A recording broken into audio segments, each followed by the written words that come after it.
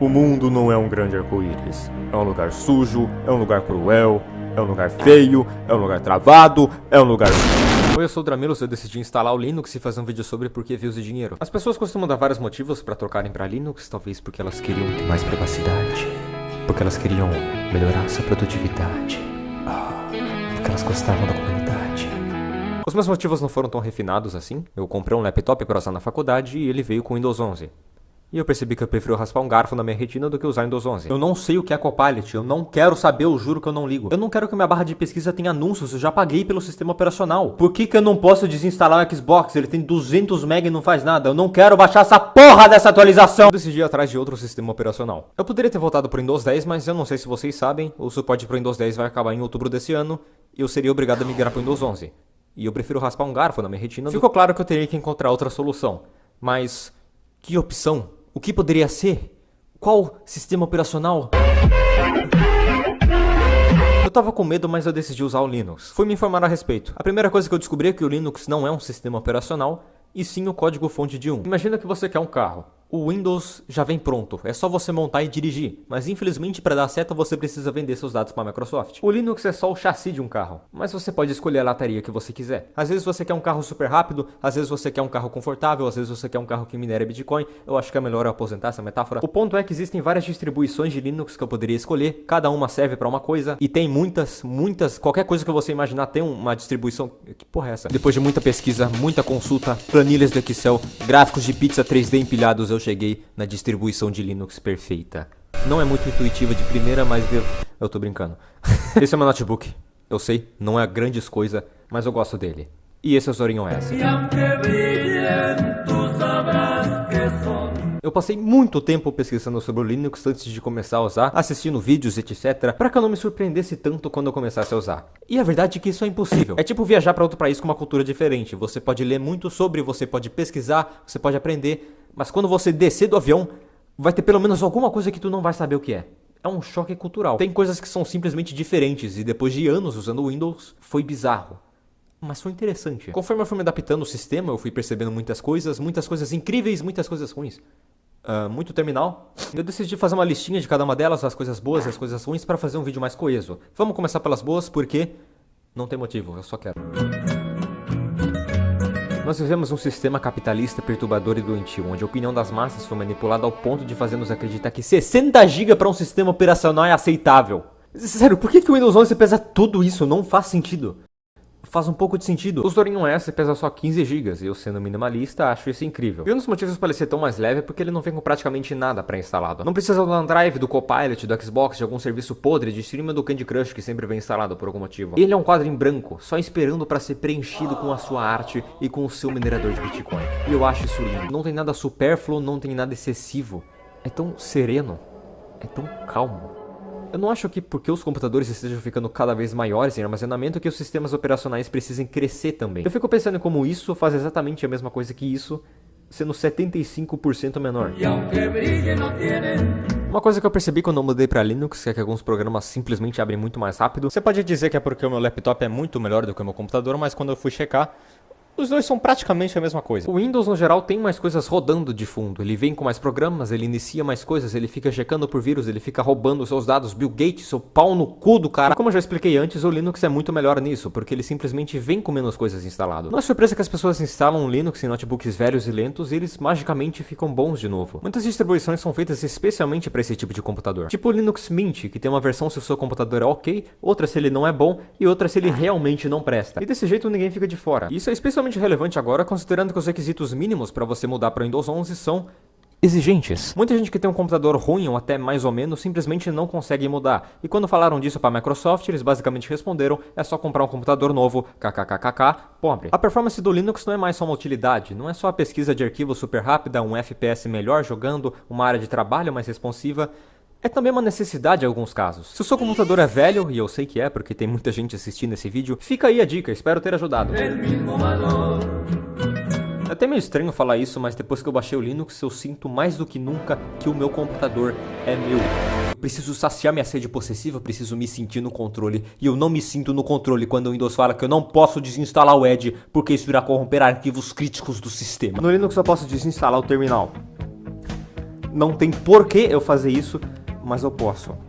E é isso que importa. O computador é seu, você escolhe quando você baixa os updates. Ele faz uma lista de programas que foram atualizados e você pode escolher quais você quer baixar. Eu me sinto tão bem podendo fazer o que eu quiser. Se eu quiser desinstalar o kernel do Linux, eu posso. Vocês têm noção? Infelizmente eu sou viciado em customização. Se eu jogo algum jogo FPS, eu preciso colocar uma HUD customizada por cima. Se eu tenho opção, eu vou baixar o mod que coloca a skin do Ori no Celeste.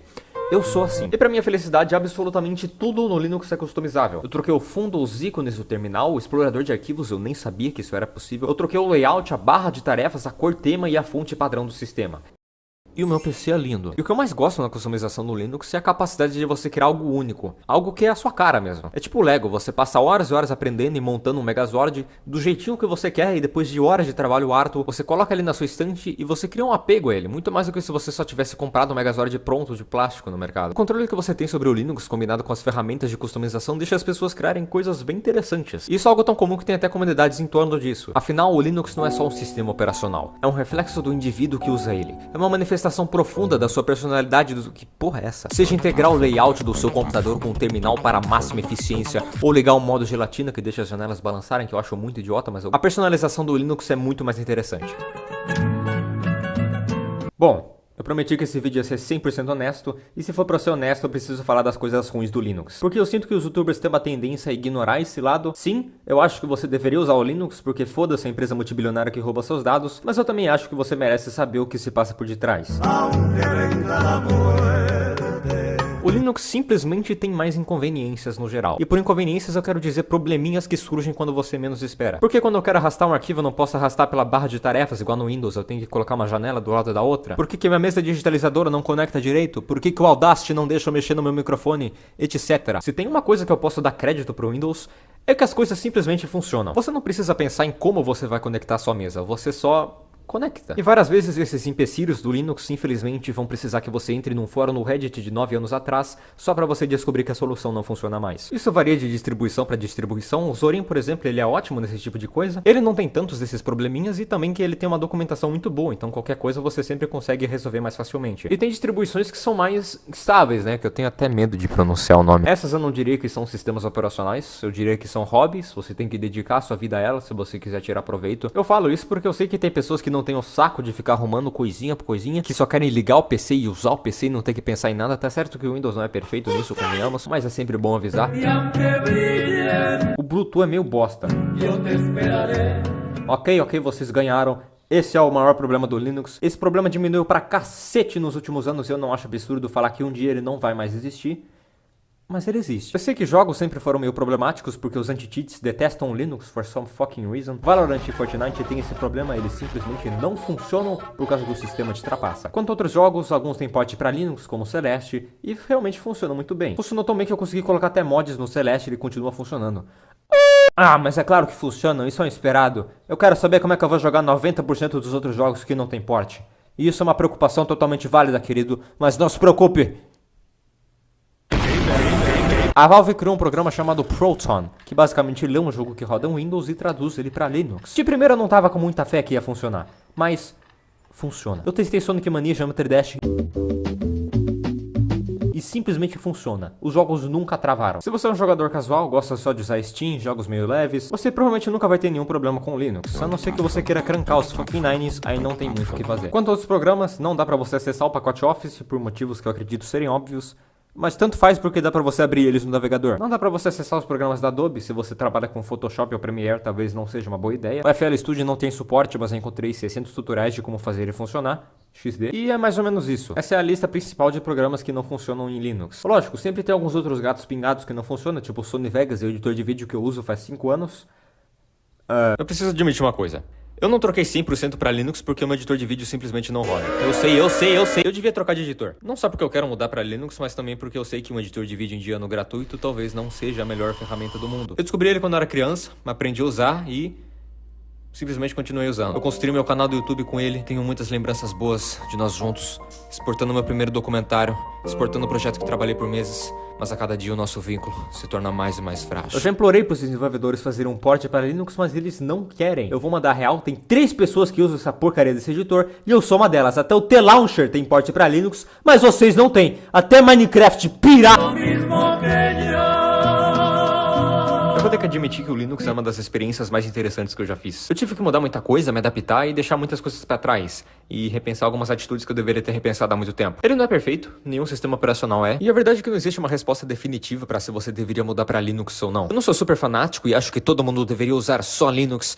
Até porque isso não seria muito realista, mas acho que todo mundo poderia pelo menos experimentar alguma vez na vida. No fim, eu quero que você coloque as coisas na balança, decida se você tiraria proveito disso tudo, ou simplesmente mergulhe de cabeça. Mas olha bem onde você vai cair.